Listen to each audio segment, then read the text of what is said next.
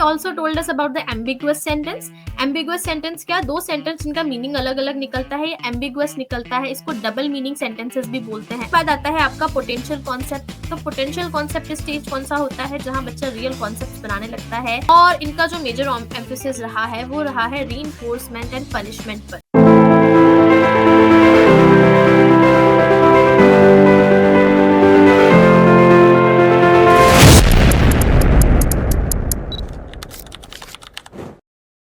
Hello everyone, how are you all? Welcome back to Power Within Psychology's YouTube channel, and I really hope you all are doing great.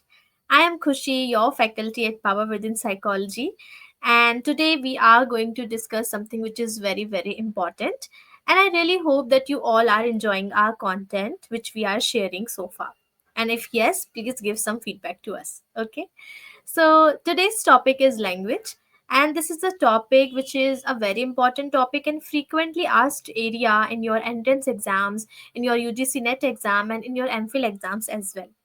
And I'll make sure so that you will understand the topic by the end of the class. ठीक है? So let's get started with our class. तो आज की class हमारी language के नाम start करते हैं कि क्या क्या टॉपिक्स हैं, इसमें क्या डिस्कस करना है. बेसिकली जो आज की क्लास होने वाली है, इसमें मैं आपको दो चीजें समझाऊंगी. इसके अंदर मैं आपको नोम चॉम्स्की के बारे में समझाऊंगी, और उनके साथ साथ मैं आपको बीएफ स्किनर की भी थ्योरी समझाऊंगी जो लैंग्वेज की है. ठीक है. और ये जो दो टॉपिक्स हैं, इस पे हमारा मेजर एम्फेसिस रहेगा, और उसके साथ साथ में हम कुछ क्वेश्चंस करेंगे जो लैंग्वेज के टॉपिक में सबसे ज्यादा पूछे जाते हैं. ठीक है. ये दो टॉपिक्स को डिटेल में कराया जाएगा, और बाकी के भी क्वेश्चंस आपको ब्रीफली कराए जाएंगे. बहुत सारे ऐसे क्वेश्चंस भी होंगे जो आपसे पूछे जाते हैं एग्जाम्स में, वो भी यहाँ पर कवर अप किए जाएंगे. So let's get start. So first of all, I want to tell you, according to the biological perspective, if we talk about the language, there are two major areas in our brain which is responsible for the speech production and speech comprehension. When we say about Broca's area, ये एक ऐसा area है हमारे brain का जो हमें speech production में help करता है. ठीक है. जो हम बोल पाते हैं वो हम किसकी मदद से बोल पाते हैं, हम ब्रोकाज एरिया की वजह से बोल पाते हैं. और ये सिर्फ कहाँ होता है, ये सिर्फ और सिर्फ आपकी लेफ्ट टेम्पोरल में होता है, लेफ्ट फ्रंटल लोब में होता है. सॉरी, लेफ्ट फ्रंटल लोब में होने का क्या मतलब है कि क्या ये राइट साइड में नहीं होता? नहीं, ये आपकी ब्रेन के राइट साइड में नहीं होता है. फिर आता है वर्निकेज एरिया. वर्निकेज एरिया जो है ये आपको भाषा को समझने में, स्पीच कॉम्प्रीहेंशन में, स्पीच अंडरस्टैंडिंग में हेल्प करता है. ठीक है. जैसे अभी मैं आपको कुछ बोल के समझा रही हूँ, तो जो मैं समझा रही हूँ उसमें ब्रोकाज एरिया इस्तेमाल किया जा रहा है, और आप जो चीजें समझ रहे हैं उसमें आपका वर्निकेज एरिया इस्तेमाल हो रहा है. तो it is for speech comprehension. ये कहाँ होता है? ये आपके लेफ्ट टेम्पोरल में होता है. So if it is in left and also your Broca's area is in left, तो इसका क्या मतलब हुआ कि आपका जो ब्रेन होता है उसका जो लेफ्ट साइड होता है that is basically dominant for the language part. ठीक है. तो हम क्योंकि लैंग्वेज स्टार्ट करने वाले हैं तो हम इसका थोड़ा सा बायोलॉजिकल पर्सपेक्टिव भी समझें, ये भी हमारे लिए जरूरी है. चलिए, अब हम क्या देखते हैं, अब हम क्वेश्चंस देखते हैं. तो सबसे पहला क्वेश्चन क्या है? अब आप लोग क्या करेंगे, आप वीडियो को पॉज करेंगे और फिर उसके बाद में क्या करेंगे, आंसर करेंगे. Otherwise video get very lengthy and everybody's reaction time is quite different. Somebody can give the answer to this question in 1 minute, somebody can give in 10 seconds. So it's better that you can pause, you can read, and then you give some time to yourself, and then you can see the answer. Okay, I hope this works. And if not, then again let me know in the comment section. So what is the first question? Okay. So what is the question? It is that which of the following indicate aspects of language development. अगर आपने language development पढ़ा है तो उसमें हमारे क्या आते हैं? सबसे पहले phonemes आते हैं. ठीक है. Then क्या आता है? Then morphemes आते हैं. Okay. Phonemes and morphemes के बाद में आपके semantics आते हैं. And then syntax. And then lastly we have pragmatics. Okay. तो ये जो pragmatics होता है ना, ये this one, this is something which is very useful, which is very very important for us, but it is not very necessary or compulsory. क्योंकि pragmatics में आते हैं social niceties. जब आप किसी से प्लीज करके बात करते हो, जब किसी चीज के बाद आप उसको थैंक यू बोलते हो, गलती होने पर किसी को सॉरी बोलते हो, वो सब pragmatics होते हैं. बट अगर कोई इंसान सॉरी नहीं बोलता तो हम ये नहीं कह सकते हैं कि उसका लैंग्वेज डेवलपमेंट नहीं हुआ है. लैंग्वेज डेवलपमेंट हो गया है, बस थोड़ी तमीज की कमी है. ठीक है, बट क्या ये एक कॉम्पोनेंट है? हाँ जी, बिल्कुल है. तो pragmatics है, सिंटेक्स है और सिमेंटिक्स है. ठीक है, तो A B D is the correct option है. इम्प्रिंटिंग यहाँ नहीं आएगा. इम्प्रिंटिंग आपका जो है इथोलॉजी से रिलेटेड है, जो यहाँ आपकी लैंग्वेज से रिलेटेड नहीं है. Now the next question is about the linguistic relativity hypothesis. You can pause and then you can give the answer. I'm showing the answer now. Okay. So linguistic relativity hypothesis was given by Worf and Sapir. ठीक है, ये दो लोगों ने ये hypothesis हमें दी थी, Wharf and सेपियर ने, जिनके हिसाब से हमारी जो लैंग्वेज होती है और लैंग्वेज के साथ साथ जो हमारा कल्चर होता है, ये दो चीजें होती हैं जो हमारी अंडरस्टैंडिंग, हमारा थॉट, इन सबको डिसाइड करती हैं. जनरली हम सोचते हैं कि मैंने सोचा फिर मैंने बोला, कि मैं कुछ सोच रही हूँ, मेरा दिमाग कुछ काम कर रहा है इस टॉपिक के बारे में, शायद मुझे कुछ पता है इसलिए मैं आपको पढ़ा पा रही हूँ. हाँ, but according to Whorf and Sapir, यहाँ पर आपकी लैंग्वेज, आपका कल्चर, वो आपका थॉट डिटरमाइन करता है. तो ये कुछ उल्टा बोलते हैं. आपको ये चीजें थोड़ी सी सेंसलेस लग रही होंगी, क्योंकि ये थोड़ी सी सेंसलेस हैं, इसके लिए कोई ज्यादा साइंटिफिक प्रूफ्स नहीं है. ठीक है, बट नेट को ऐसे क्वेश्चंस पूछने पसंद है, इसलिए हम पढ़ते हैं. तो language shapes perception and understanding, बिल्कुल. एंड लैंग्वेज डिटरमाइंस थॉट, बिल्कुल. तो it is B and C. Interact करते हैं नहीं, ऐसा वाइगॉट्स्की कहते हैं.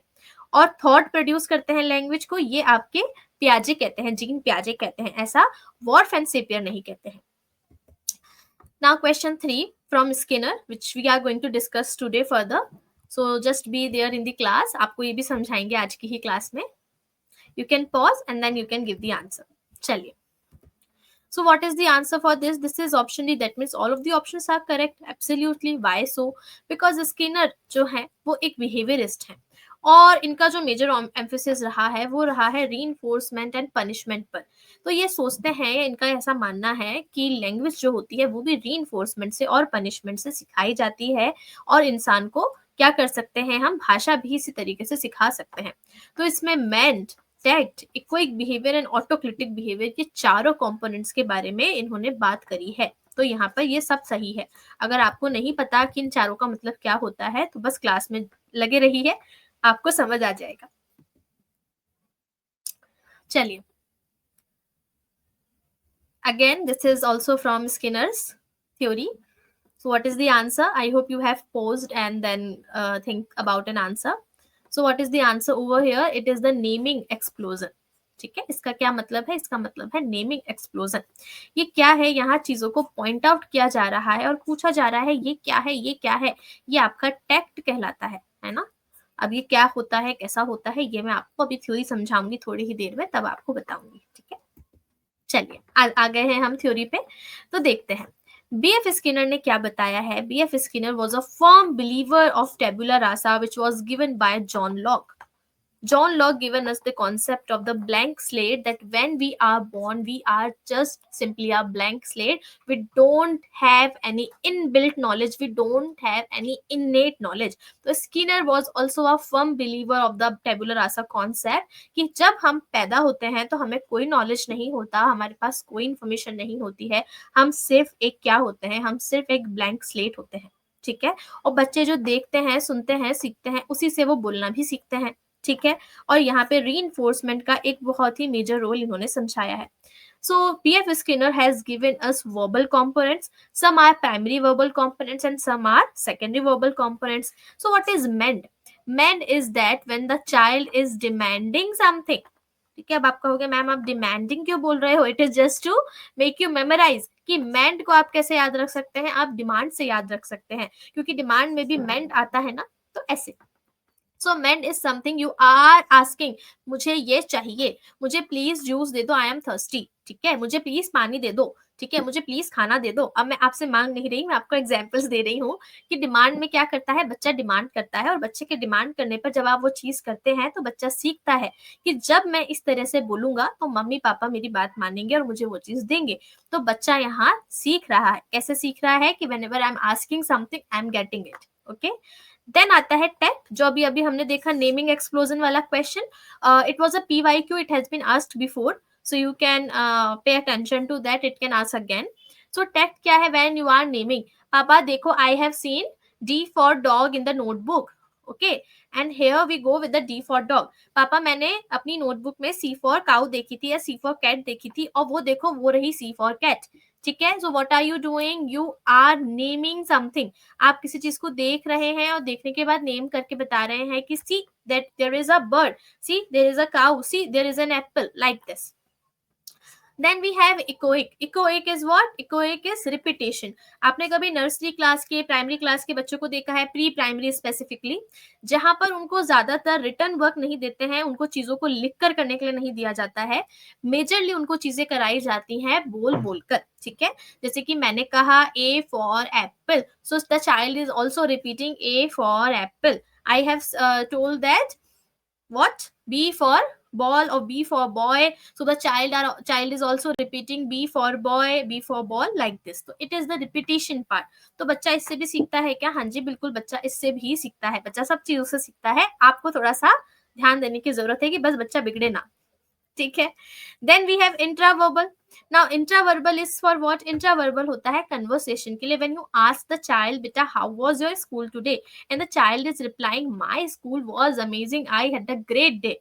या फिर बच्चे से आप पूछते हैं, बेटा आप बताइए आपको कौन सा कार्टून बड़ा अच्छा लगता है, और बच्चा कहता है मुझे ना दीदी शिनचैन बड़ा अच्छा लगता है, ठीक है, या डोरेमोन बड़ा अच्छा लगता है। तो that is what, that is intraverbal, जहां पे बच्चा आपसे कन्वर्सेशन कर रहा है। फिर बच्चा पूछता है आपको कौन सा अच्छा लगता है, फिर आप कुछ बोलते हैं, बच्चा फिर कुछ बोलता है। That is what, that is maintaining a conversation with the child, ठीक है।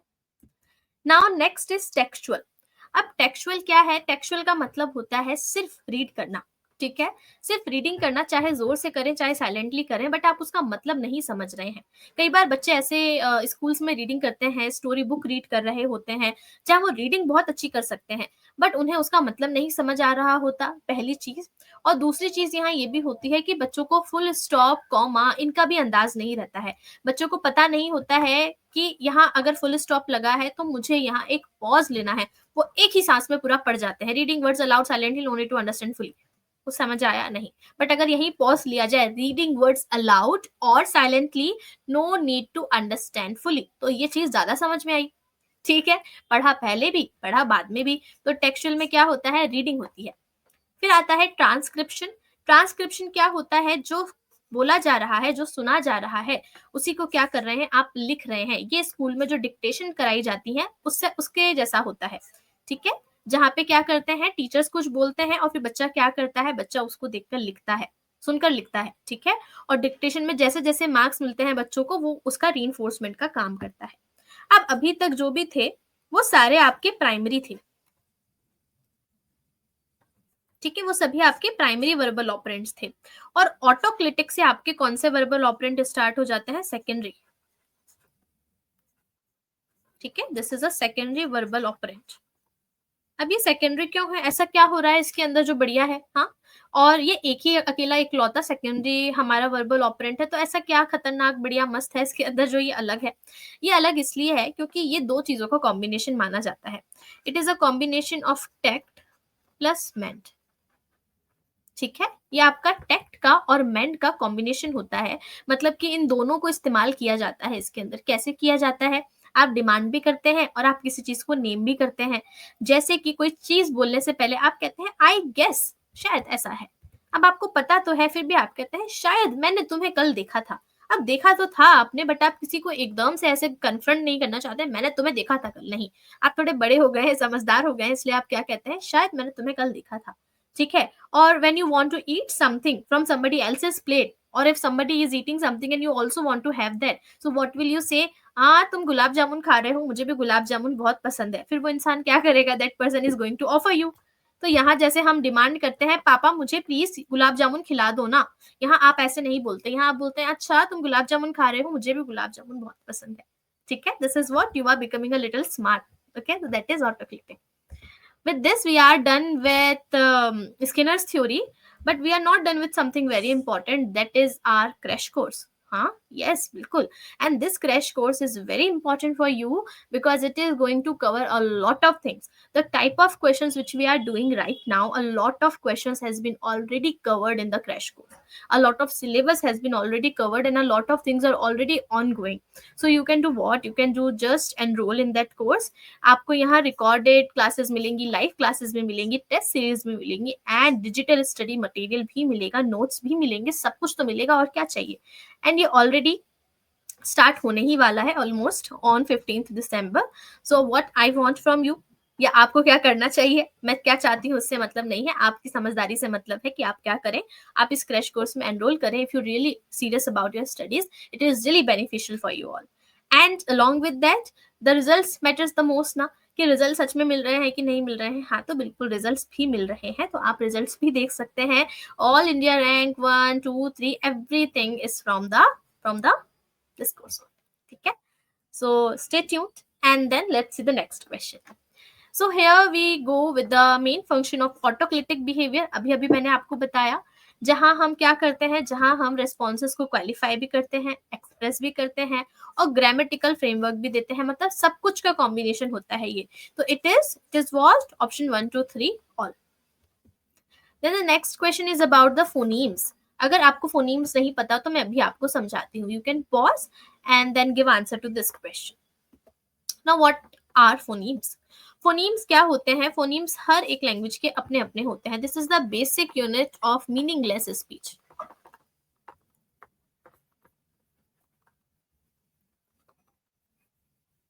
ठीक है, मीनिंगलेस स्पीच मतलब जब बच्चा छोटा होता है तो बच्चा कुछ भी अजीब अजीब आवाजें भी निकालता है, बट बोल तो रहा है ना, बच्चा हाँ पा चा ऐसे कुछ भी कर रहा है बट कर तो रहा है ना।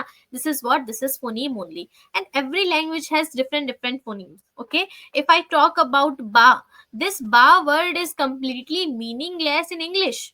Okay, but if this ba word we talk about in Gujarati तो इसका मतलब होता है दादी, है ना। इफ आई एम राइट, इधर दादी और इट इज मम्मी, है ना, दोनों में से कुछ एक होता है। तो यहाँ क्या है कि एक लैंग्वेज के लिए तो क्या है ये मीनिंगलेस है और एक लैंग्वेज के लिए क्या है मीनिंगफुल है। तो हर एक लैंग्वेज का अपना अलग सेट ऑफ फोनीम होता है, जो बच्चा आवाज कर रहा है वो मीनिंगफुल है या फिर वो मीनिंगलेस है। और फोनीम क्या होती है, आपकी स्पीच की कैटेगरी होते हैं। हाँ, मैंने लिखा ना, मीनिंगलेस स्पीच की बेसिक यूनिट होती है, तो बिल्कुल सही है ये। चलिए, now will see question number 7. In question number 7 we are asking about nativist. Who is nativist? Nativist कौन होते हैं? Let's see. Nativist वो होते हैं who believes in innate knowledge. Okay, जो ये मानते हैं कि पैदाइशी कुछ ना कुछ ज्ञान आप में होता है। हाँ, बिल्कुल होता है। तो यहाँ पर नेटिविस्ट कौन है? हमारे लैंग्वेज एक्विजिशन डिवाइस जिन्होंने दिया है, जिन्होंने इननेट लिंग्विस्टिक कैपेबिलिटी के बारे में बात करी है और यूनिवर्सल ग्रामर के बारे में बात करी है। अगर आपको नहीं पता कि ये सब किसने किया है, who is a nativist in language, who is a nativist in psychology, most famous person, that is nobody but Noam Chomsky. कौन है ये नोम चॉम्स्की है। ठीक है, जिनके बारे में हम डिस्कस करेंगे। ठीक है, don't worry. Now one more question from linguistic relativity hypothesis. अब की बार आप, मुझे उम्मीद है कि सही जवाब देंगे। तो it is option B, thinking is shaped by language. जो आपकी थिंकिंग है वो लैंग्वेज से शेप होती है, बिल्कुल, क्योंकि लैंग्वेज ही है जो क्या करती है, जैसा आप बोलते हैं वैसा करते हैं और सारी चीजें। Now the next question is about Vygotsky. इस वाले थ्योरी में से आपको मोस्टली जो है सीक्वेंसी पूछा जाता है, तो this is quite important. Pause and then give answer. Here we go with the answer. So in this question we can see Vygotsky's development stages of concept, or we can also say about the language. तो ये language और concept दोनों के लिए होती है ये stages। ठीक है, तो सबसे पहले इसमें आता है वेक सिंक्रोटिक।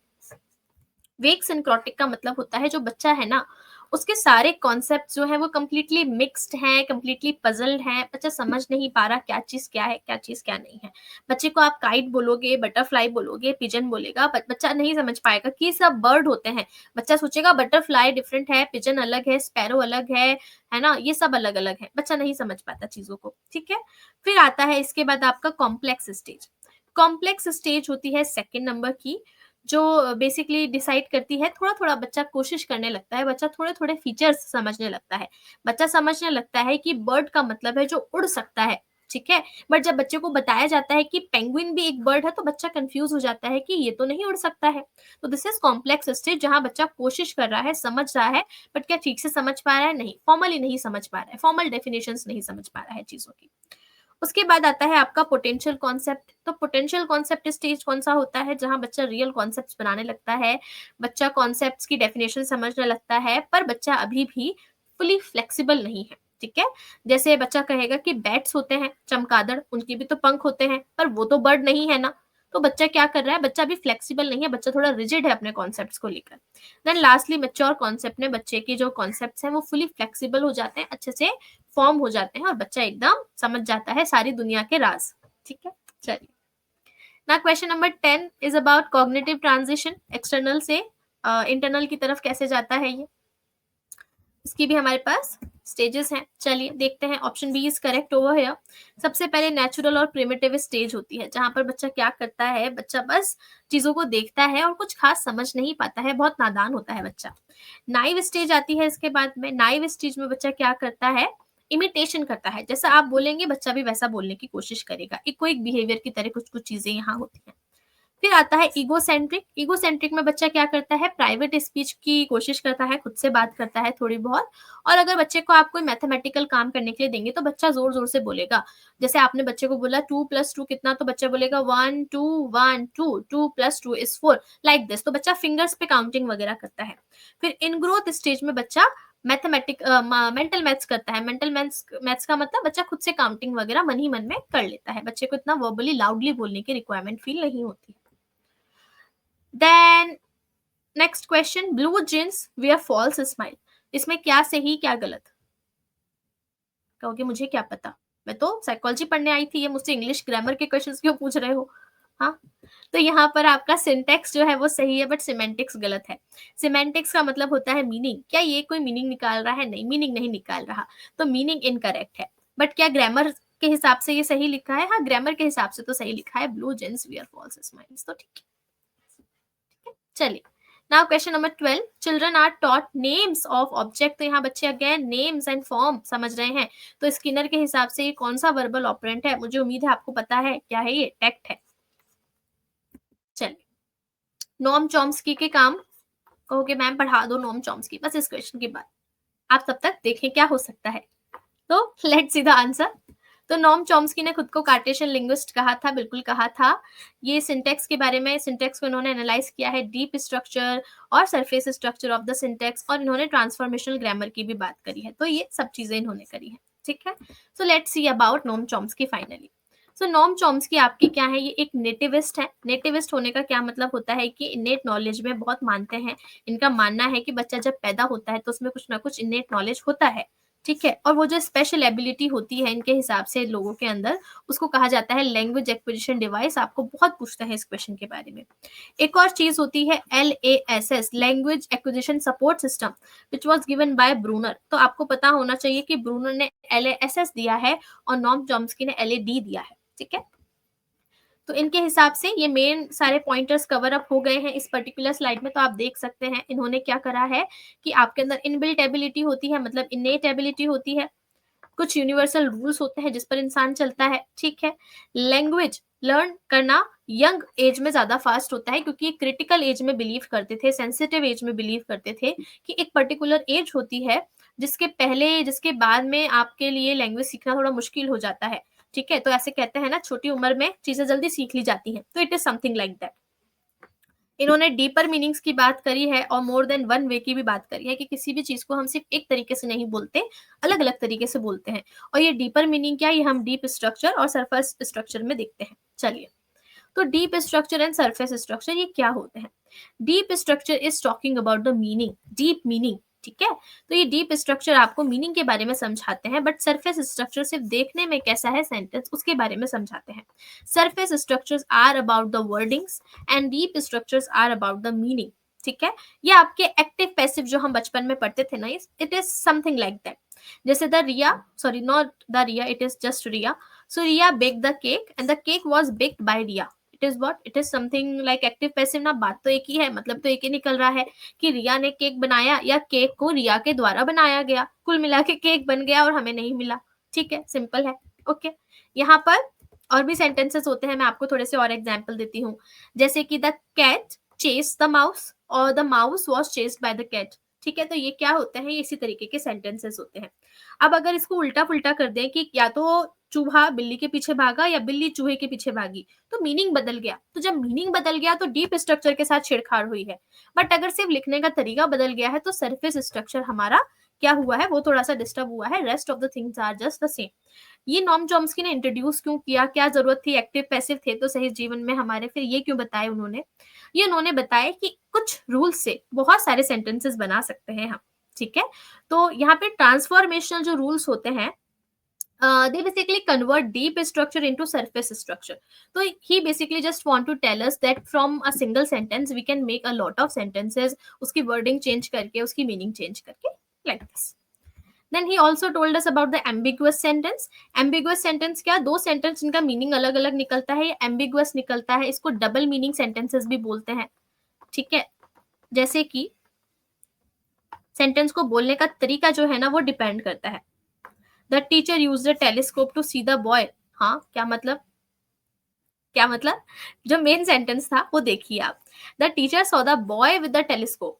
ठीक है, टीचर ने क्या करा, लड़के को देखा टेलीस्कोप से।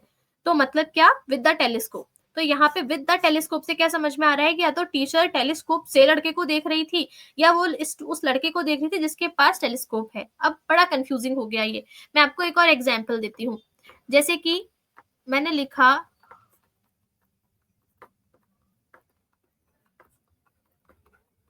ठीक है, अब यहाँ अगर मैंने कॉमा लगाया तो ये क्या होगा, रोको मत जाने दो। और अगर मैंने यहाँ कॉमा लगा दिया तो ये क्या हो जाएगा, रोको मत जाने दो। तो एक जगह रोका जा रहा है और एक जगह बोला जाओ जाओ, कौन रोक रहा है तुम्हें? ठीक है, तो मतलब एक ही तरीके, ये सेंटेंस तो पूरा एक ही है ना, बस यहाँ पर एक चीज का क्या निकल गया, दो मतलब निकल गया। तो दिस इज एम्बिगुअस सेंटेंसेस। चल, मिल्क गॉन।